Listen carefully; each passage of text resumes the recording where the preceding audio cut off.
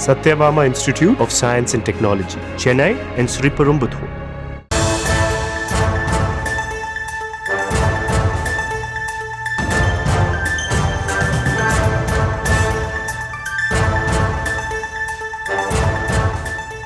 தனது குடும்பத்திற்காக பாஜகவிடம் கட்சியை அடகு வைத்தவர் இபிஎஸ் என திமுக அமைப்பு செயலாளர் ஆர்.எஸ். பாரதி குற்றச்சாட்டை முன்வைத்திருக்கக்கூடிய அண்மை செய்தியை பார்த்து கொண்டிருக்கிறோம்.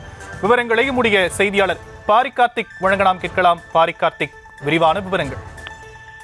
வணக்கம். செந்தில் பாலாஜி மற்றும் பொன்முடியினுடைய இந்த பதவி விலகல் குறித்து கருத்து தெரிவித்த எதிர்க்கட்சி தலைவர் எடப்பாடி பழனிசாமி திமுகவினுடைய ஆட்சியில் பாதாள வீழ்ச்சி துவங்கிவிட்டதாக ஒரு குற்றச்சாட்டை இன்று காலை முன்வைத்தார்.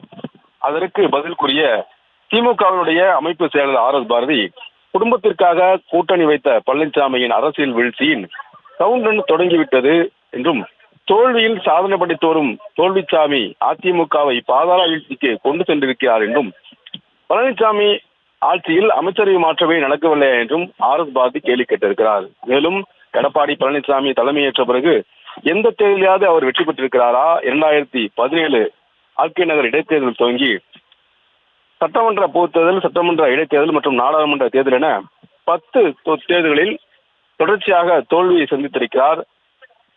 ஆட்சி மாற்றத்திற்கான விதைகள் துளிர்விட தூங்கிவிட்டன என ஜோசியம் சொல்கிறார் என்று அவர் கடுமையாக விமர்சித்திருக்கிறார். தொடர் தோல்விகளை சந்திப்பதில் புரட்சி செய்த எடப்பாடி பழனிசாமி ஈரோடு கிழக்கு இடைத்தேர்தலும் தோற்று 11வது தோல்வியாக விருப்பமில்லாமல் அந்த தேர்தலை அவர் சந்திக்கவில்லை என்றும் தெரிவித்திருக்கிறார். மேலும் தொடர்ச்சியாக செந்தில் பாலாஜி பொன்முடியின் பதவி விலகல் பற்றியெல்லாம் பேச அவருக்கு தகுதி இல்லை என்றும், தன்னுடைய ஆட்சியில் அமைச்சரவை மாற்றமே நடக்கவில்லையா என்றும் கேள்வி கேட்டிருக்கிறார்.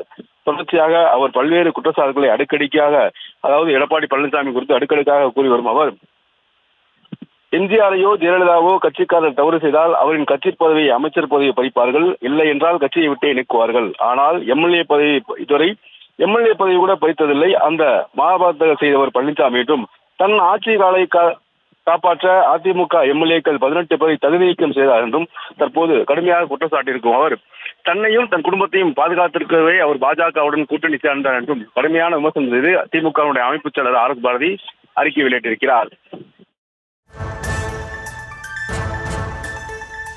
விரிவான விவரங்களுக்கு நன்றி பாரிகார்த்திக். Satyabama Institute of Science and Technology, Chennai and Sriperumbudur.